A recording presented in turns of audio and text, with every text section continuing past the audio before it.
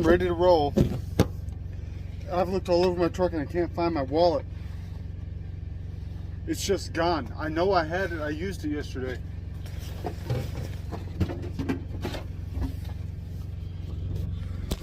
I looked all over my truck and it was sitting right here the whole time. I must have mindlessly stuck it right there for some reason. Caused myself 45 minutes of panic. Because I usually stick the same thing in the same place every time. It wasn't there. It wasn't in any obvious places where it should have been.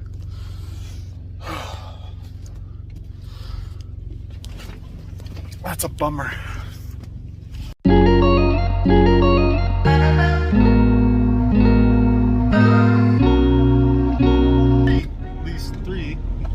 These favorite words in the English dictionary.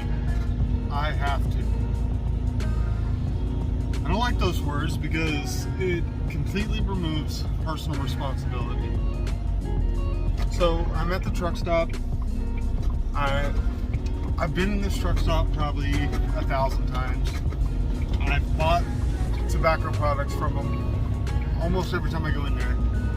I bought the tobacco products from this specific woman 200 times probably. She said, "Can I scan your ID?" I was surprised because usually they don't, because they know me in there. And I was like, "I guess." And I pulled it out and she scanned it. "Well, can I see it too?" Because she scanned it, I went to put it back. "Well, I need to see it too." I was like, "Okay." And I showed it to her.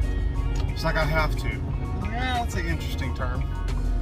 She's like, "What do you mean?" It's the law, I have to. It's like, "No, you choose to. You absolutely don't have to." She's like, "Well, I'm supposed to." It's like, "Okay, but I mean, how many times have I bought tobacco products from you?" And she's like, "Yeah, I know," but it's like, okay. It's not that I'm mad about it. It's just that I would have been fine with the interaction if she didn't say the "I have to" part. It's like, you choose to, and it's your discretion every time. That's the truth. Anything you do is something you choose to do. You don't have to do those things. But I understand that you're just trying to do your job. If you just ask me for my ID, I'm not going to argue with you. I show you my ID. I don't like when they scan it because to me it's weird. Like, their system has my identification information in it. I don't understand why that's a thing. In the world of data collecting, that's a weird thing for me. But I don't argue with them. But it's that "I have to" mentality that bothers me. Like, stop pinning your actions on someone else. You choose to do something, you don't get to just pin it on someone else. That's the problem I have with a certain type of police officer that'll say, "Well, it's the law." It's like, yeah, but you get to choose how you enforce the law every day. You get to decide which laws are reasonable or not. And if you're harassing people over laws that are unreasonable, that's on you, not the law. Like, I saw a TikTok of a state trooper who's going to give a truck driver a ticket for not having his bed made. It's like, you chose to enforce that law. Yeah, maybe that's a law somewhere because some jerk thought it was a good idea to pass it in a law that truck drivers have to have their bed made. But you choose to enforce that law. Oh, it's the law. It's like, yeah, that's convenient. When there's two human beings doing an interaction and you're choosing to enforce this goofy law, it's not the law anymore, it's you. You're the one doing it, not the law.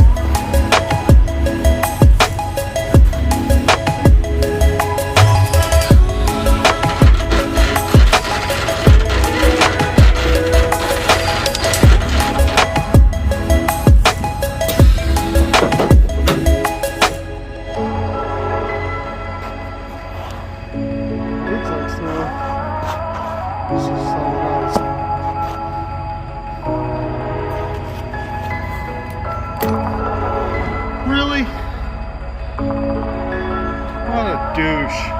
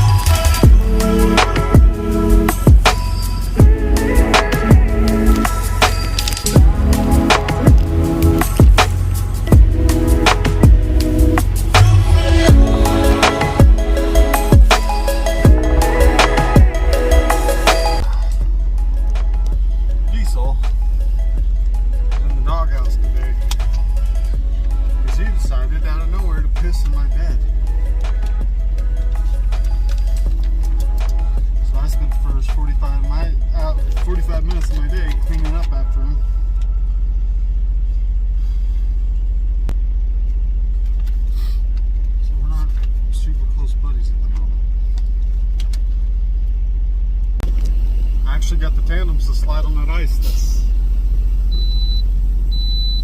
nice. Something I don't have to work deal with.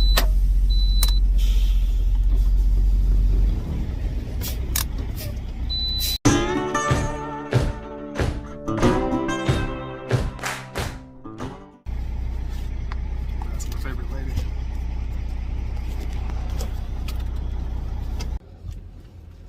How's Diesel? Oh, he's good. He's in a little bit of trouble today. He peed in the truck. But... Oh, Diesel. My dogs do that sometime in the house. You know, it's irritating, but we don't know why they might do that. Yeah, who knows? You know, it's just a kind of a pain in the butt. You take him out as much as I can, but every now and then he just decides to pee in the truck. I'm like, all right. You say hi? Come here, buddy. You want to say hi? Hey, Diesel. We still love you. We still love Diesel. You're so pretty. I don't have any cookies. My dogs are mad at me about that too. And my cat. He likes to bat them around. Yeah. Everybody loves the Diesel dog. Yeah. Everybody talks about how pretty he is. Nobody talks about how he pees in the truck.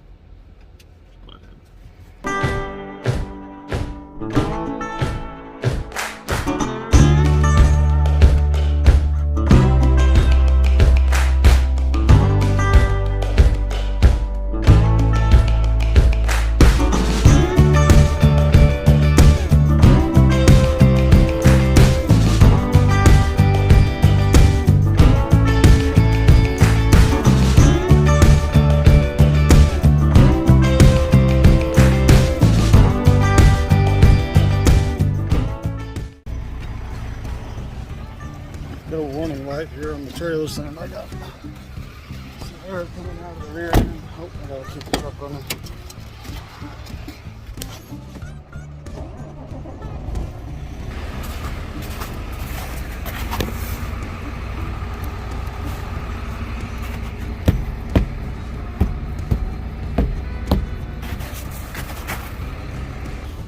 You hear any air spewing out and the tires got air in them. Maybe they're just not built up pressure yet.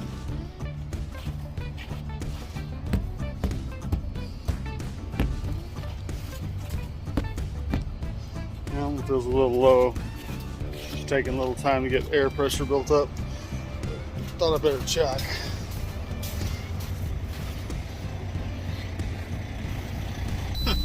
By the way, did another half a mile, it would have been fine. Just because there was no air built up in the suspension and stuff yet. So what that does is it detects whether air is filling in, or if it's stable. So the whole time there's air going into the system, the light will be on. Because it's got a tire air filtration system on it. It's also known as like a flat tire warning light. Sometimes it just stays on until the air builds up, but it's worth checking just in case.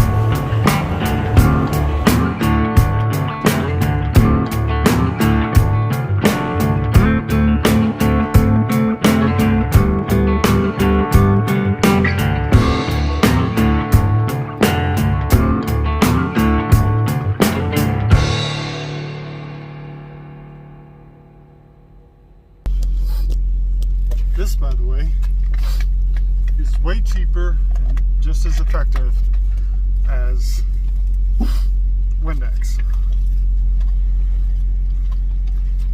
A little on a microfiber cloth. It'll clean your window right up, streak free, no problem. $3 for a gallon. How much is a bottle of Windex?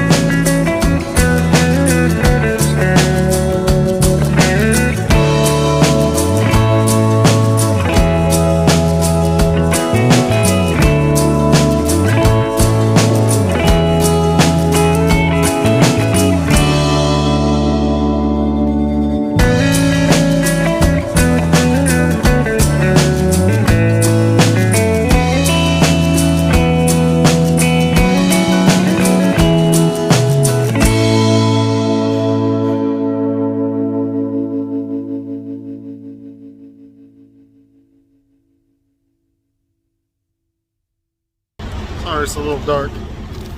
Been needing to get one of these things for a little while now. I end up in a lot of places with really dirt, like muddy parking lots and stuff. This thing helps keep the floors clean in my truck and wipe the feet off on the way in.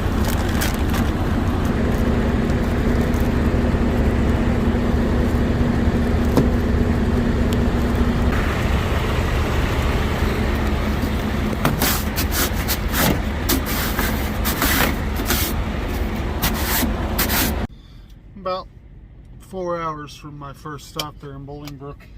I believe that delivers 6 a.m. tomorrow. It is 5 a.m. so I got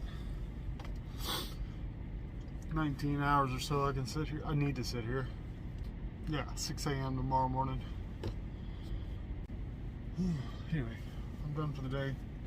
Got some cleaning up to do in this truck and then chill out for a while. We'll get this thing delivered early tomorrow morning. I've got plenty of time. I plan on getting delivered and getting out of Chicago. Hopefully they take just enough time that I can miss most of the morning traffic in Chicago. Bolingbrook is about 15 miles, 20 miles south of Chicago. It's really right where all the traffic starts picking up. It's right there in Bolingbrook. Come here, buddy. They got 2 truck stops there at Bolingbrook. Hi. Is you lonely? Is you a lonely dog? Mwah. Lonely boy. Anyway, get him fed and chill out for the day. I needed a guitar strap since I bought this guitar and I keep not buying one. I have all this extra rope. I'm gonna make one out of rope. First we need to measure an approximate length here.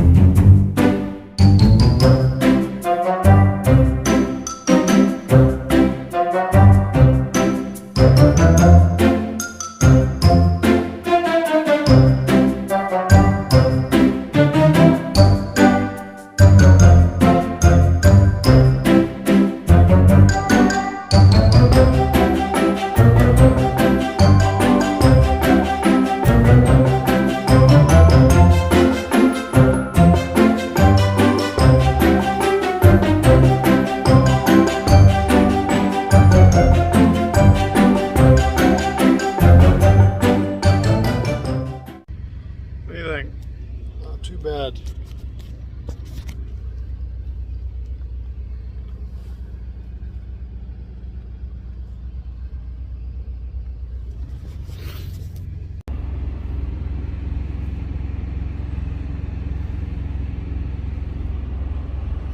I'll come up with a better solution than that, but for now that works.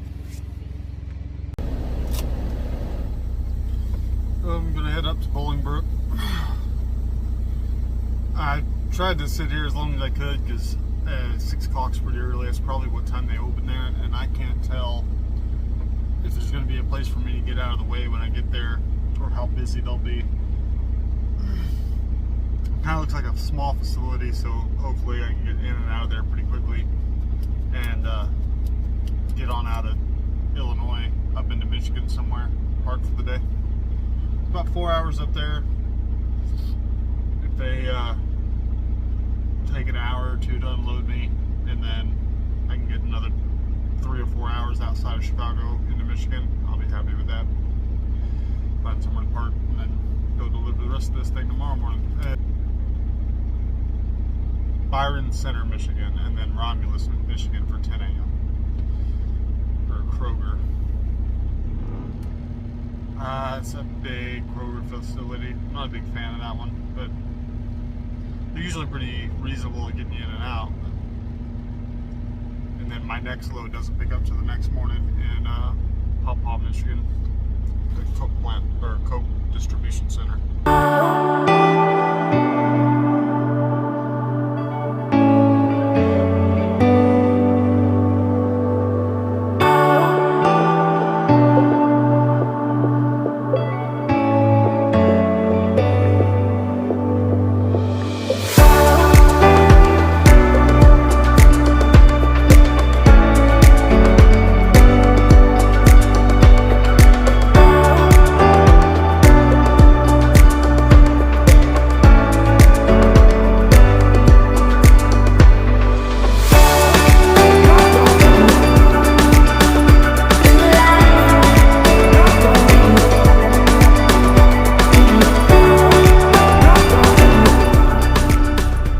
Temperature dropping by tonight. I need to go get some anti-gel for these tanks because I don't have any. So,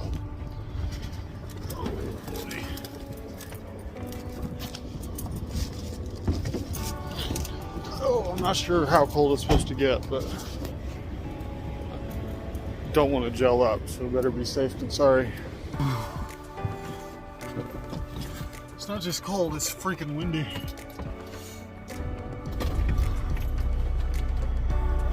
I'm gonna put some extra clothes on because that sucked. I was only out there for, it dropped 2 degrees since I stopped. It's 12 degrees now.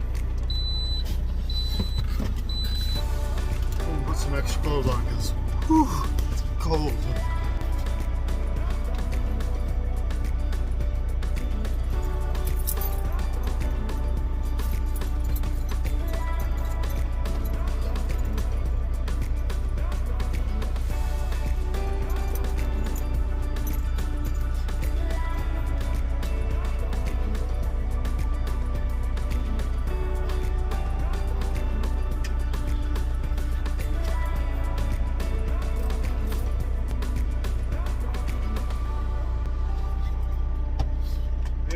more of these. I got this one, I was really fat.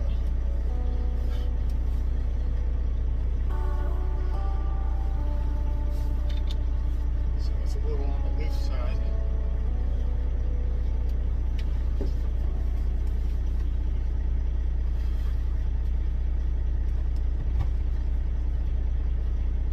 Better than nothing though.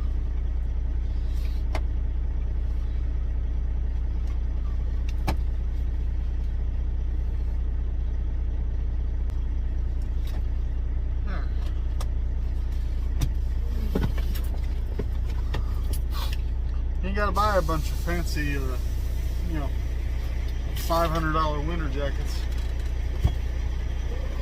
You gotta put some warmer clothes on, some more layers. Whew. Now if I have to go out there for more than 30 seconds, I won't freeze to death. I mean, I was out there maybe 45 seconds and I was chilled to the bone. It was 20 degrees when I left, which is cold, but not like miserable. And as I started to come up north, that temperature was dropping fast. I've only been on the road for a little over an hour and I've lost 10 degrees almost.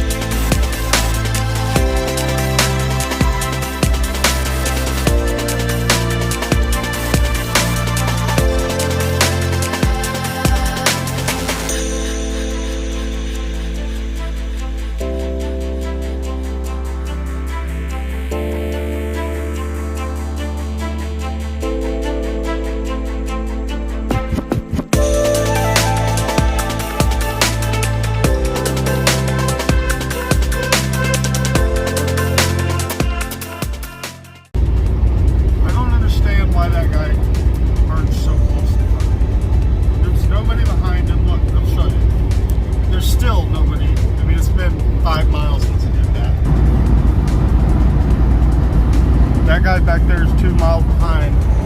He's nowhere near us.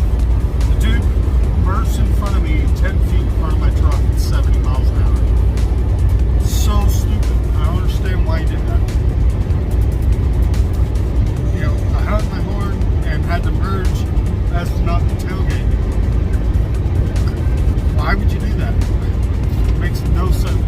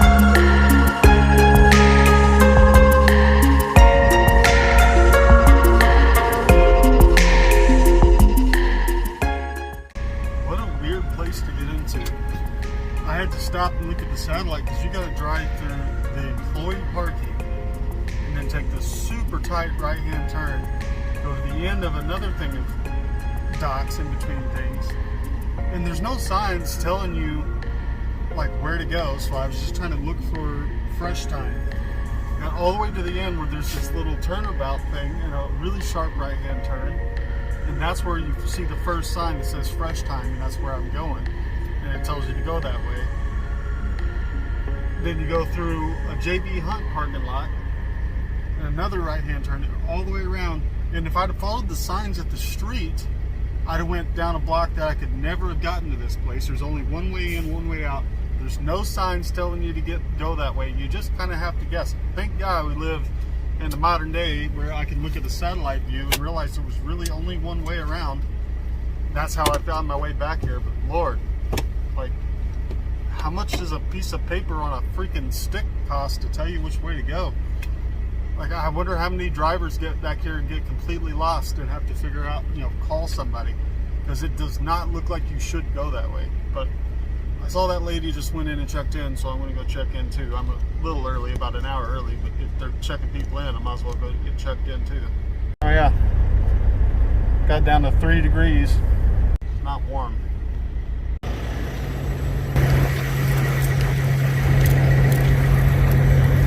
This, my guy, is what we call a douchebag. Pull in here and block everything up so you don't have to walk a few extra feet. Got my fuzzy hat back on. It's not just 3 degrees, it's 3 and windy. Freaking brutal. But they put me right in the door, so hopefully I can get unloaded pretty quickly this morning.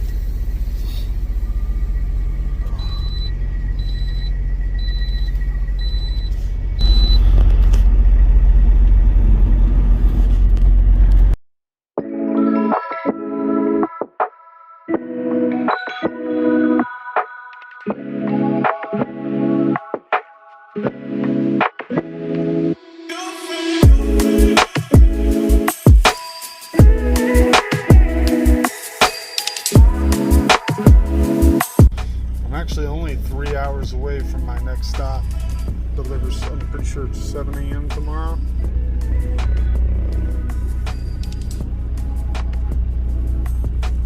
Yeah, 7 a.m.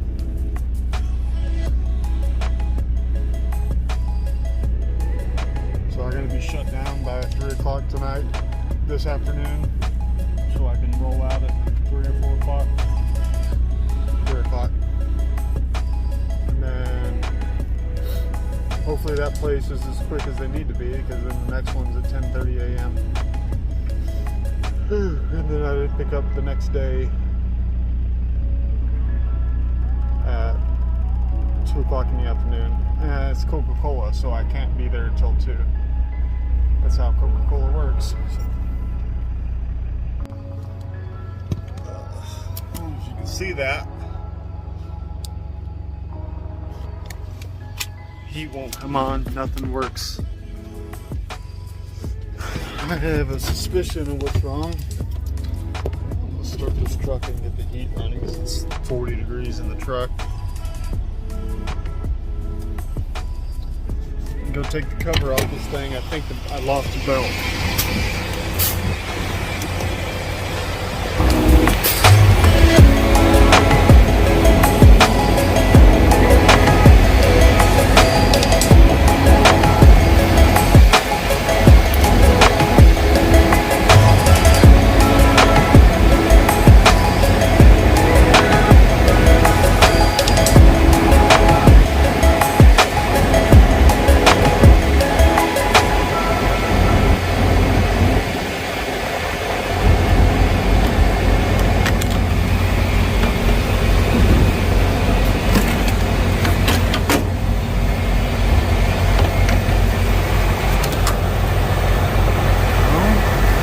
Belt's still there.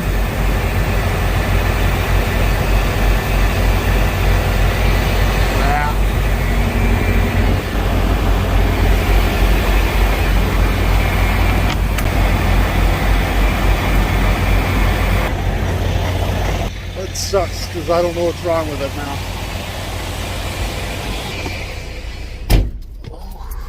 Ooh, it's 7 degrees and windy. Let's see, what kind of voltage do I have?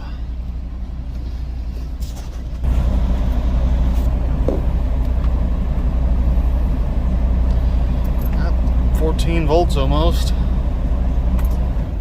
Just nothing works. The fan won't work, nothing. The thing's running. Faults. New faults. CCU main breaker tripped. Okay, so how do I fix that? Reset.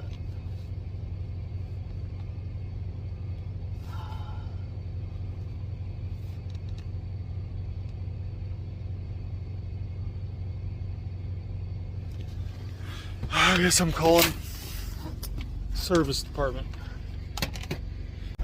I might be able to get this thing to idle with these low temps. So I called the road assist people, which I hate dearly because I pay these people money. It comes out of my check every week. And every time I call them, I get the worst attitude. They don't want to talk to you about anything. They're completely unhelpful. And it's like they don't want to do anything. They don't want to write up anything. It's like we had to get through a terminal. Okay, so what do I do in the meantime? Talk to your DM. Have to put you in hotels, I guess. I'm like, okay, is there anything I can do? I can look at? Is there I don't know anything about it. And what's your job, man? Why do we call you? I don't know. I need to figure out if there's a different service I can use because I am not happy with them. They don't want to do anything. They don't want to consider, like, I can't get through a carrier shop somewhere close where they can look at it and fix it in a few minutes. Is there something I can do here besides just basically screw off? There's nothing we can do for you? I don't know. Fed up with it. I know going to a hotel every day is not a freaking option. It's not. Dan will have to set you up with hotels. That was his answer. That's not happening. Well, it may not be as bad as I thought. I might have to stay in a hotel tonight. But there's a shop here just down the road, Joliet. It's like 10 miles down the road. There's a Hirschbeck shop there. So I might get 2 birds, 1 stone here. If they have IFTA stickers there, then I'll be able to get my IFTA stickers done. Hopefully it's something they can fix pretty quick. I still kind of suspect that it's the alternator belt because it broke like 6 months ago. And I went to an O'Reilly's place and found the only belt I could find that would even, somewhat fit. And I got it as tight as I could with the tools I had. And it always kind of squealed when I first started the APU, and then it would warm up, grab, and it would be fine. I think maybe that belt's just lost its grip and it's just sitting there spinning on it or something. It's not squealing anymore, but anyway, I hope it's just a belt and they can throw a new belt on it and that'll fix it and I'll be good to go. If that's the case, I won't even have to stay there today. I can just go get checked in early. Hopefully they're not too busy. They got a pretty big shop there, but I'm hoping these guys will get me out of here anytime now. I thought they were done for a while. I hadn't felt them touch the truck or nothing. All of a sudden they started hitting the truck again. I don't think there was but like 5 or 6 pallets on this thing for these guys. But anyway, we'll get it done. I kind of I don't like going to hotels. The only benefit to a hotel is a free bath, but I don't sleep well in hotels. I toss and turn and it's just not good. I'd rather stay in my truck if I can because I'm used to sleeping in the truck. But I have to do what I have to do. If I get in there and they're not going to be able to touch the truck until 3 or 4 o'clock this afternoon, then I'm going to be up waiting on that all day. So I might have to go in and check in and find a ride over to a hotel so I can get a little bit of sleep. It's one of those things because there's no good way to handle it. I'm not going to sleep well if I'm sitting at the shop waiting to get checked in. I'm not going to sleep well at a hotel, but at least I'll get a free bath and, you know, a place to relax for a while without having to worry about it. Getting a ride over there can be a pain in the butt because I have my dog with me, and a lot of Ubers don't like to carry pets. So I have to find a cab company that'll take me over there. I was a little frustrated at that road assist guy. I spent some time looking at figuring out where the closest shop was. Turns out there's one right down the road. You know, that first service road assist guy, you know, well, you'll just have to get routed through a terminal. He didn't ask where I was, what I was doing. He didn't ask anything. And his attitude was basically, figure it out. And, you know, you'll go to hotels until it's fixed.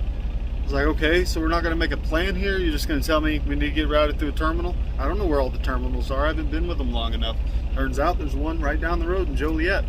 But he didn't want to talk to me about that. He just told me there was nothing he could do about it right now, and basically told me to screw off without saying screw off. But I got it figured out, and I talked to a different guy at Road Assist, and I was like, well, can they handle it down in Joliet? And he's like, absolutely. It's like, okay. When I just called a little bit ago, he acted like there was nothing we could do. There's no we can't make a plan or nothing. You're just going to have a short attitude with me? He's like, yeah, I don't know who you talk to, but I mean, if you're in Bolingbrook, that's a perfect place for you. And it's like, I don't have to be in Michigan till tomorrow morning. So it's a 3-hour drive. So as long as they're done with me by, you know, 3 o'clock tomorrow morning, great. You know, no big deal. Sunday me again. I'm gonna have to cut this one here because I have a whole nother day of load to do and jacking around at the shop, and I'm already at 40 minutes in this video. So I'm gonna cut this one off here. Catch the next one if you want to see how this turns out.